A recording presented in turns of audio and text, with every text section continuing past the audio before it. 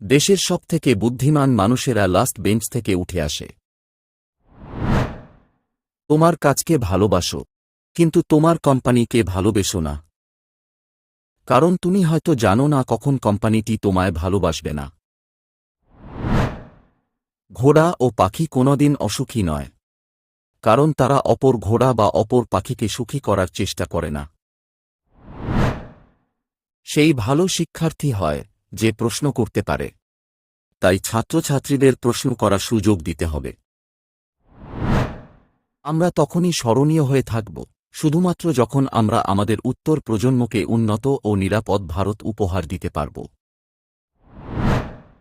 স্বপ্ন বাস্তবে রূপায়িত করার পূর্বে স্বপ্ন দেখা প্রয়োজন। সফলতার কাহিনী অপেক্ষা ব্যর্থতার কাহিনী পড়ো। সেখান থেকে সফলতার দিশা খুঁজে পাবে। আমার কাছে নেগেটিভ এক্সপেরিয়েন্স বলে কিছুই নেই। যদি আমি কাজকে ভালোবাসি, তাহলে শত ব্যস্ততার মধ্যেও কাজটি করার জন্য সময় বের করে নিতে পারব। মহৎ মানুষেরা ধর্মকে মিত্রতা স্থাপনের কাজে ব্যবহার করে, আর সংকীর্ণ মানুষেরা ধর্মকে যুদ্ধের অস্ত্র হিসেবে কাজে লাগায়। যদি তোমার সবকিছু শেষ হয়ে যায়, ভেঙে পড়ো না। মনে রাখবে, এন্ড শব্দের আরেকটি অর্থ রয়েছে, এন্ড ফর নেভার ডাই, অর্থাৎ প্রচেষ্টার মৃত্যু নেই। ছাত্রদের মধ্যে অন্যতম গুরুত্বপূর্ণ যে বৈশিষ্ট্যটা থাকা দরকার তা হল প্রশ্ন করার ক্ষমতা। তাদের প্রশ্ন করতে দিন।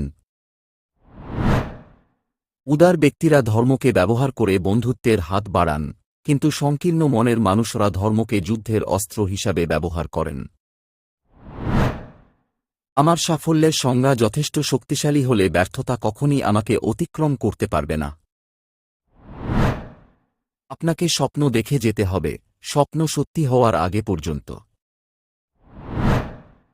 মানুষের জীবনে প্রতিবন্ধকতা থাকা দরকার, বাধা না থাকলে সফলতা উপভোগ করা যায় না।